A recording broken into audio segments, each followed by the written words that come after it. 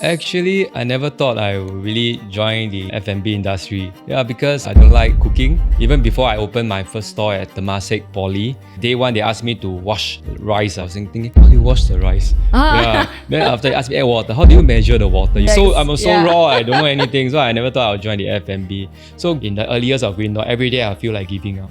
Every year I wake up and I tell my co-founder Justin, I say, today is my last day, you take over the company. Today, I'm excited to sit down with Mr. Fu Yong Hong, co-founder and CEO of Greendot, who has been championing sustainable and meat-free living through hearty, accessible meals. From one humble outlet to a growing chain across the island, his mission is simple: to help people eat better, feel better, and live better.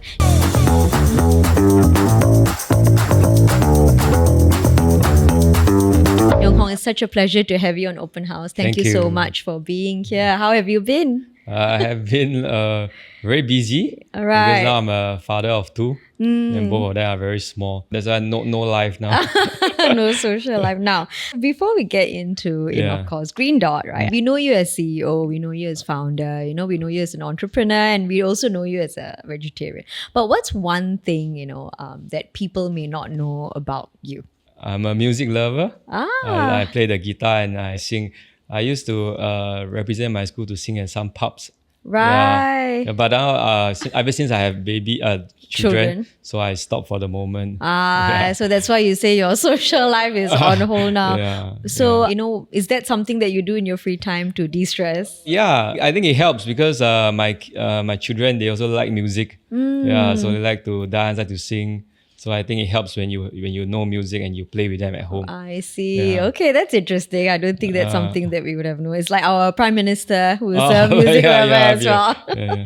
Now, of course, this is a question we have to ask you. What does a good meal mean to you? Like beyond just the ingredients. Like what do you see as a good meal? I think a good meal to me is fresh ingredients, and a balanced meal. Yeah, because I think everybody has their own definition of healthy. Some people eat raw food, some people less sugar, less salt. But to me, I think that it's tasty, but at the same time, it's balanced. Well balanced with our proteins, with our carbs, and with our fiber and vegetables. Right. Now, growing up in Singapore, we are very much shaped by our relationship with food, right? Culturally, we are the country that thinks of lunch while eating breakfast, or we think of dinner while eating lunch, right? So what were your values, sort of growing up? Because prior to becoming a vegetarian, you were actually a meat lover, right? Like you actually enjoyed your meat. How did our food culture in Singapore shape your growing up years? Actually, I never thought I would really join the F&B industry. Yeah, because I don't like cooking.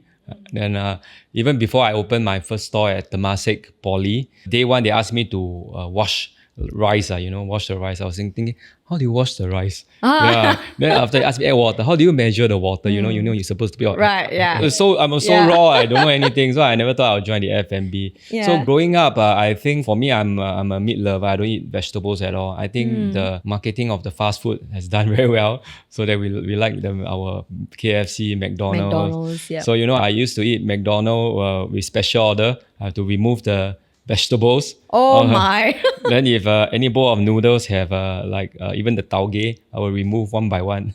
So that was how anti-vegetables I am. Right. And what sort of food did you enjoy, sort of growing up? Growing up, I think we enjoy all the hawker food because we stay near a hawker center. So I think we enjoy because my parents used to buy breakfast for me from the hawker center. I remember before I turned vegetarian, there was one time I told my mom, I said, Mom, I'm going to become a vegetarian. But every Sunday it's a tradition. They will buy me breakfast. And she brought me the 𝙒𝙚𝙚𝙧𝙚. So I opened up. It's all meat. Oh dear, what should I do now? Right. Then I said, Mom, and I said, I forgot. So in the end, I still ate the packet of 𝙒𝙚𝙚𝙚𝙚 because I think that helping them getting used to my diet change is more important. Yeah, so it was a gradual change more than just one day I stop everything. Right. How long has it been since you've been vegetarian? 6-7 years. Right. Yeah, I think initially was challenging. When I went for those family gathering like Chinese New Year, but I was prepared. I ate some food before I go. Because I went there and then there was there was no vegetarian food. In Chinese New Year it's off feast. A lot of chicken, a lot of meat chicken, dishes. pork, Then yeah. I just ate the vegetables. So now when I go for a family gathering, it's heartened to see that they prepare some vegetarian dishes. I think the family has been more, has adapted, has got used to me being a vegetarian. And also I wanted to ask, like, do you feel sort of like calmer, or is it true? Because they say that when you eat a lot of meat, you feel more anxious and angry. I don't know whether it's true because, like, let's say the chicken or whatever is, injected with whatever, right? Yeah. Whereas when you eat vegetarian food, you feel calm. Is that true, or do you feel that's I think it's only partially. I mean, vegetarian food is not a miracle pill that you solve everything. I think it combines your whole aspect, better sleep, exercise, better emotions, and better food.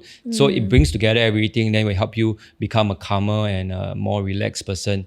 But it's not just the food. The food don't solve everything. Right. I feel. So having said that, what are some of the shifts that you've seen? Singapore is largely, we eat a lot of meat, right? In the hawker centers, in our food courts and all that.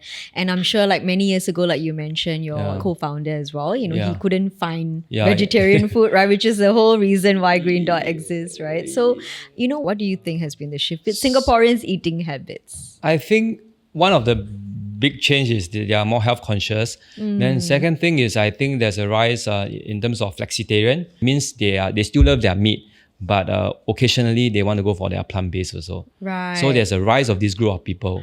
Yeah, and I think that's because people want to eat healthier. People want to eat more balanced. And I think that's why it leads to a rise in flexitarianism. Right. And what, prompted your shift into becoming a vegetarian? Or was it just gradual? Or was it a life? It wasn't at that one moment, because when I first started Greendot, I had to cook, had to learn the ropes.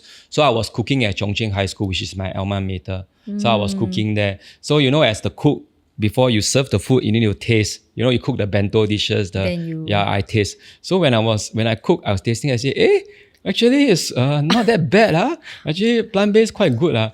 So I don't know whether it's my cooking not that bad or the plant-based not that bad. So a mix of both. Mix of both. So I start to eat. Then I thought that it was quite nice. So it was then we also sell brown rice. So I also started eating brown rice. So at the age of 20 plus, I think, don't know if is it because of puberty or hormonal changes, you got a lot of acne problem. Right. So I used to have acne problem where I put a lot of medication. I even take those pills to help me. But once I stop, it come back again. So it doesn't solve the root cause. I think the root cause is my diet. I eat a lot of fried food. I don't eat vegetables, don't eat fruits. So back then, when I started eating my own food, it was more balanced. I eat a lot more veggie. Then I realized that the whole digestion, everything is better, and I feel more energetic and my skin got better. Right. So that was the first thing. I think the impact on health helped me realize that the change has to come. Yeah, so that was the first step. Then gradually, when I was working at Greendot, it was like, maybe 7 meals a week, then 15 meals a week, then it becomes like vegetarian meal is very common for me. Right, and so it didn't happen like overnight, and it's nothing to do. It's not easy to happen overnight for anyone, I think. Right. Now, okay, let's start with Greendot, right? I mean, we talked a bit about Greendot. You started your first store at Temasek Poly, If you could share, what were those early years like? Very tiring. But I think because of the hardship, it really shaped me and helped me mature a lot more, because the journey was very tough. So we started at Temasek Poly back in 2011. I think back then, we didn't think so far. We didn't think that Greendot will become like a brand island-wide. A lot of people ask me why I started Greendot. Actually, a lot of time I reply is I started Greendot because I didn't think too much. Yeah, because I really don't know how tough it would be. So I thought it would be quite easy. I just start Greendot, because I was still studying in the second year of NUS Business School. So my very good friend Justin asked me want to start a vegetarian business with him. I said, okay, if I fail, after graduation I go and find a job. so I just agreed, and I started the business with him. Back then, because I know him in Chongqing High School, we were secondary school friends. And when he was studying in Chongqing, I used to feel that he's very poor thing, because you don't have much option in school. Yeah, canteen, right? School canteen. But he's still very plump growing up. So then we always laugh at him and we ask him, why you so plump? He said, oh, because chocolate and ice cream and Coke are suitable for vegetarian. Oh, because he didn't have any other options. Yeah, but no, it's not like that because his mom runs Lotus vegetarian restaurant, Right. buffet restaurant. So it started when we were in secondary school. So we went there and eat, and then we realized that wow, It's quite so that's how tasty. why you have such a yeah. So that was when I saw vegetarian in a different perspective because my thought of vegetarian is store in the hawker center, the bihun. Oh, then the Chinese vegetarian. 斋鹅, yeah. Right. So when I went to his mom restaurant, it's a different perspective. I say, wow, vegetarian can be so tasty, can be so full of changes, variety. Yeah, so that planted a seed in me. Then when we grew up and I went to uni, I was studying uni. So I thought that, hey, this is something that has potential because nobody is really doing it. Yeah. So back then, when Justin asked me to start in Temasek Poly, we went to a few schools to pitch our ideas. But in the end, only Temasek Poly got back to us. Then when we first started the store, I was thinking, hey, why does the vegetarian store in schools turnover rate is very high? Right, like because young people. So we realized that there's one thing because a lot of vegetarian stores in school, they sell vegetarian to only the vegetarian. So they only target the 5% of population. Right. So as a business student there, I was discussing with Justin, I said, we need to try to target the 95% to come and try our food. So we started with the idea of selling vegetarian food to the non-vegetarian. And that was selling the food to me. How can I make the food appealing to people like me? Right. And how did that happen? How did you make it? I mean, it's appealing to us definitely now. But I'm just curious, like what was appealing? What did you find appealing at that time? Okay, so at that time, I was asking myself, I said, why do I not walk into a vegetarian restaurant? First thing that we did was that, our store, we don't put the vegetarian words, the 素 or the 斋 in front of the store. So I feel that when people see this, they don't want to try. They will discount the flavor. So we don't put this. And because of this, a lot of vegetarians also scolded us. They say, hey, why you don't put the sign? How we know it's vegetarian? Correct, yeah. And second thing, on our food menu, that was about 15 years ago, on food menu, we don't put any word vegetarian. Or we don't mimic any vegetarian dishes. Right. Like our lion main rendang, we don't call it like mutton rendang. We call it lion main rendang. Or chicken rice, we don't call it vegetarian chicken rice. We call it sesame rice with bean curd skin. So that was where I realized that actually vegetarian food are very nice. But why people think it's not nice? Because when you tell someone that this is vegetarian chicken rice, the first thing that they think about is, how does chicken rice taste like?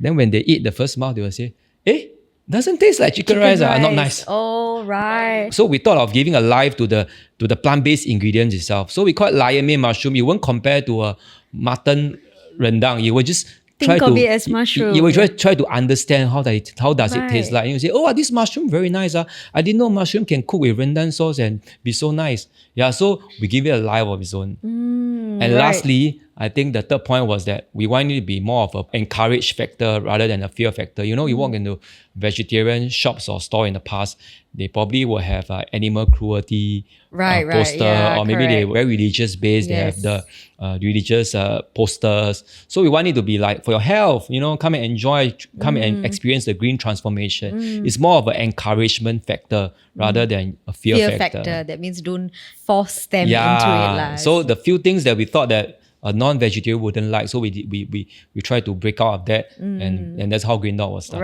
Right. You're right. Actually, if it's like a fear factor, I also wouldn't walk into the shop. Now, is there a particular memory, that you have? Like, for example, as you built Greendot along the way, I'm sure you had to make a lot of sacrifices. Like you mentioned that, it was very hard. Is there anything that, you had to give up along the way, throughout these I think journey? to give out a lot on social life.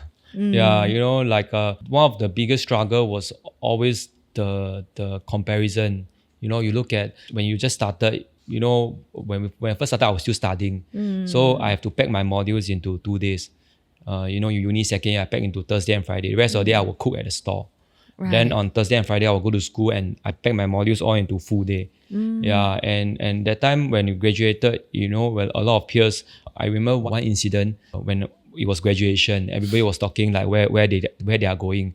Then some of my friends asked me, Yong Hong, you're not finding job?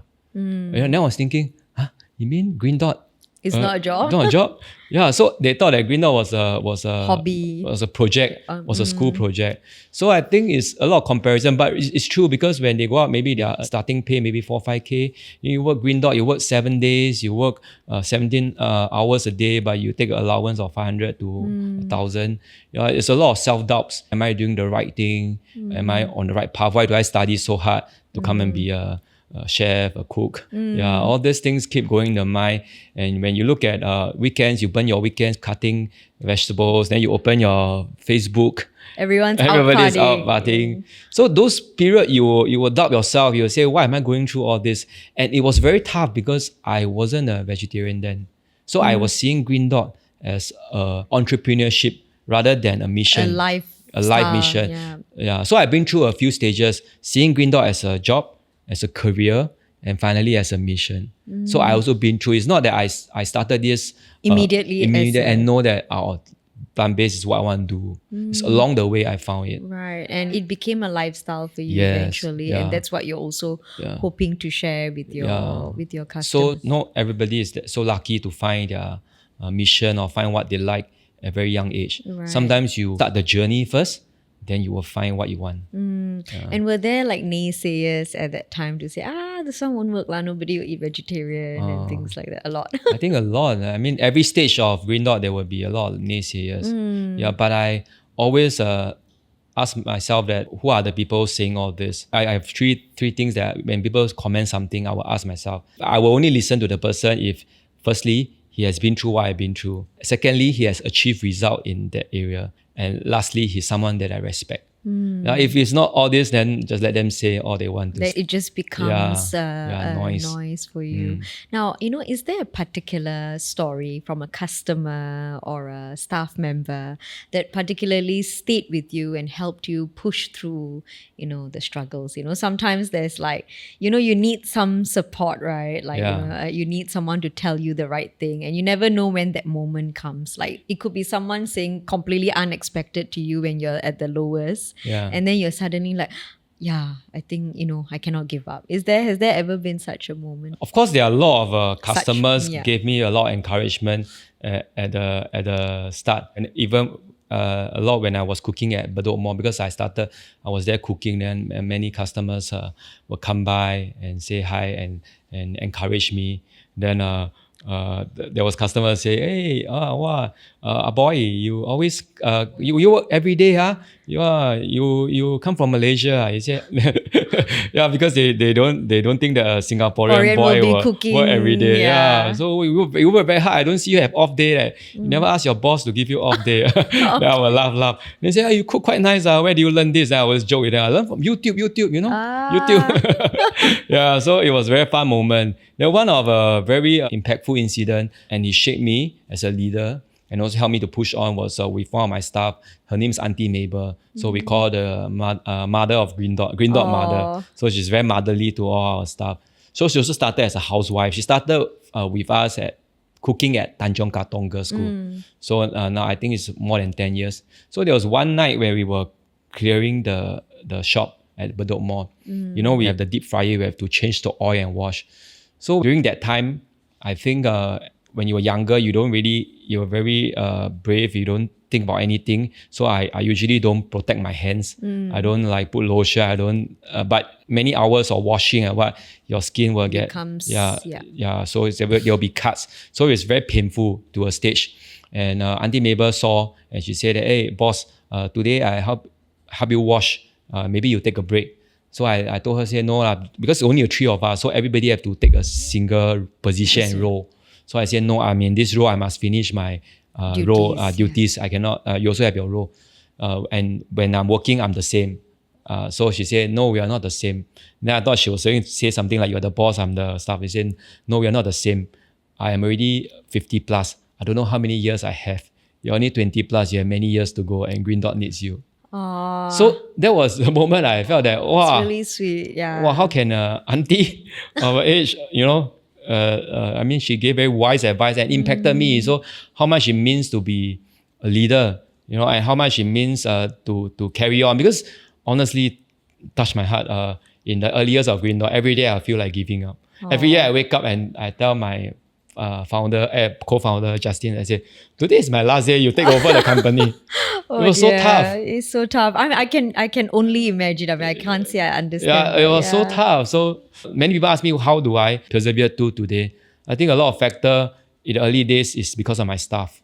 Because vegetarian wasn't a very strong meaning for me then.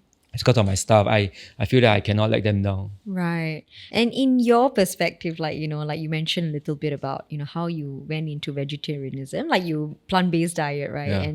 Yeah. But now it's like a lifestyle for you. Yeah. Was there like a particular defining moment that you said, okay, this has to become like a lifestyle, even though it happened gradually, but is there a moment where it solidified and said, okay, this has got to be my lifestyle now? Is there something that... Actually, the change came, I think, where I was at one of my lowest point because I was working very hard. In the first, I think maybe 5 years to 6 years, Justin was the CEO of Greendot. I was the CEO, so I was assisting him.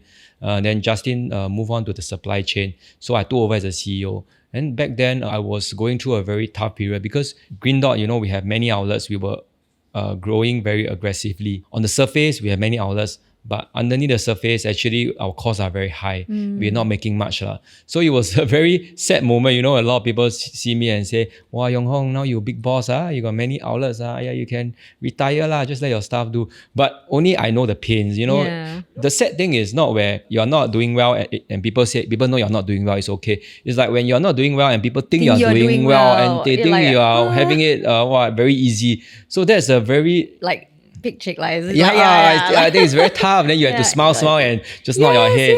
So I was also wondering, why am I not trying so hard but I'm still not doing well? So that was where I start to realize that the problems lies with me, and the change comes when I take accountability of all my problems. Last time we would say that the staff not good the cost very high. So that's where I say all these problems are because of me. I'm the leader of the Greendot. So I start to change myself. And back then I was working very long hours every day. So the first thing I do was I need to take a break. Justin introduced me a personal trainer. So I took a break to exercise, to start to love myself and care myself. And after that, I also went for some spiritual course. I also went to understand more about myself and also start to understand what is plant-based all about, what is vegetarianism all about. And that was where I start to change. I start to become a more relaxed, a calm person. I also start to do yoga. And all this change from within made me a happier person. And this translate to me in my leadership, in my management of Greendot. And that was where the company got better. Right. Yeah. You mentioned that you took care of yourself, you exercise, you change your diet. So right now, I think there is still this thing where people see plant-based diets as a little bit of a trend. So how can we, or how would you encourage people to make it less of a trend and more of a lifestyle? I think the plant-based trend was really very popular. I think starting from a few years back. And there was a lot of plant-based meat, plant-based beverage. Like Impossible meat. Even the eggs all came out. So usually when we look at food, we must look beyond the trend. We must look beyond what's the problem they're trying to solve. So Greendot, beyond plant-based, we are trying to solve the need for balanced meal. Before I joined the F&B, I also realized that when you go to shopping malls and we see our hawker food, a lot of them are very carb-based, like rice and noodles with very little vegetables. So that was a lot of our offerings they have. And if you look at Chinese food, if you look at Western food, they are the salads, they are more balanced with a lot of fiber. Right. But when you look at Chinese food, there are a lot of noodles and rice selection. So when Greendot came in, we came in to sell a balanced meal. Because we feel that our customer groups are mostly all ladies. They want to have a balance. We want to have more fiber. Because when they have more fiber, it helps in digestion, helps in the motion, and that gives them better skin. Right. So it made more confident. Correct. So if you look deeper, there's a need for all this food. So if you are solving a need, solving a problem, then that's where you will outlive the trend. Right. Because you are solving a problem. Be it whether it's for your health or your mindset. Once you solve a problem, then you can, by the way, we are plant-based. Right. We don't tell people, we are plant-based. We're trying to solve a problem first, and by the way, we are plant-based. That's right. So you're catering to the needs of your customers first, right? So now we come into your fatherhood, right? As a father, you're busy now with 2 kids at home, right? How has being a father, sort of influenced your perspective as a leader as well? I think my children has taught me try not to control so much. Because I think my elder one has reached the stage where she want to be independent and try out many things and also have her own perspective. So when you tell her to do this, she will do other things. So I think being a father has helped me to realize that sometimes you don't have to be so controlling. You can give them some space to express themselves. And don't worry about the things that I cannot control. Right, because you can never control them, right? They are toddlers. Yes. And I think my children has given me a lot more courage. And like last time, in the past, when you face a problem at work, you will feel very frustrated and you go home, you still think about it. But now when you go back home, because they make you so busy, so you will say, never mind lah. The problems, think about it tomorrow. You just treat it as part and parcel of life. So I think they give me another perspective to problems. Right. And because to them, it's like literal, right? It's like nothing is a problem at that age for them, right? Yeah, because they come home, they make you live in the moment with them. Yeah, true. And how do you find time to balance all of this? Being a father, being a husband, being a son, and, still running all the outlets as well. What do you do? Like, do you have a daily routine or something to ensure that you are able to balance everything out? I think that's one thing as Singaporeans we struggle with, right? To be honest, you can only decide what's a priority at this stage of our life. I honestly gave out a lot of other social life, or just focus on work and fatherhood. So you have to sacrifice, you have to see what is the most important thing. I think the first 3 years of my children are very important. So I try to spend as much time as I can with them. So in terms of work and in terms of fatherhood, I think I'm able to balance out. But one thing that I feel that because my kids are very young, so me and my wife, we don't have enough quality time together. And that's something that I feel that we hope that we can improve because our kids are so young. So all the time I spend on them and our work. Right. So you want to dedicate some time to... I hope that we can have time, when they are more independent, they are older, we can travel, just to spend more time with each other. Right. Do you feel that F&B businesses do have the support that they need here in Singapore? Or what can be done to help? I think that the competition will always be there. It will keep coming. And I think the most important thing is find what is really your unique selling point and focus on really building value to the customer. I think that will keep us going amidst a very tough time. And I think in terms of help, I think the government has provided support for companies that wants to improve in terms of your capability or productivity. But it's not just free money. You have to really work hard for it. You have to put in the plan, the strategy to improve. So I think that is adequate, but the rest is up to ourselves. Of course, a lot of things can be better in terms of cost, in terms of maybe rental. But I always believe that you worry about things you can control and not worrying about things you cannot control. So what you can control is your team, your people, your menu, your outlet ambience. These are things that you constantly have to improve and work on. I think external competition coming, it also give us a benchmark or what we are lacking and how can we be better. You can hate them or you can also study them and learn from them. It's like, it also gives you that sort of like positive nervousness, like to keep doing better. Keep you on your toes. Of course, it's really, very challenging. As Singapore celebrates, SG60, and as a homegrown brand where, many Singaporeans enjoy the food as well, right? What does it mean to you to have built this brand that is enjoyed by so many of us? Firstly, I am very thankful to be at this role, at this position, to be building Greendot. To be honest, if you ask me in the past or ask me many years ago, I really wouldn't believe that me as a meat lover who become a CEO of one of the leading plant-based brands in Singapore. So I don't know how it happened. I'm a Buddhist, so maybe it's part of my journey to become and to do this. I think it's planned for me to do this. So I'm very thankful to be on this journey to build Greendot. Now, if you had an opportunity to meet your younger self again, the younger self that was building Greendot, right, in the initial years, what would you say to him? I would say, hey, I know it's tough, but just learn to enjoy. In Chinese, there's this word called 苦中作乐. Just learn to enjoy during the hardship. the little things that make you happy, celebrate the little success. But this journey will help you a lot. To be honest, I wouldn't ask my younger self to not to go through this journey, because I think I really gain a lot from this journey, and matured a lot. Right. I think it's something that money cannot buy. All right. Thank you so much, Yong Hong. You're It's really welcome. been wonderful having you here. It's been so interesting to learn about your journey as well. And to our listeners, thank you for tuning in to this week's episode of Open House. Remember, for every question you have, there's always a guest there with the answers. Now, if you enjoyed today's episode, please subscribe, leave a review, and leave suggestions as to who you want the next guest to be. And of course, follow us on our socials for more updates. Until next time, bye.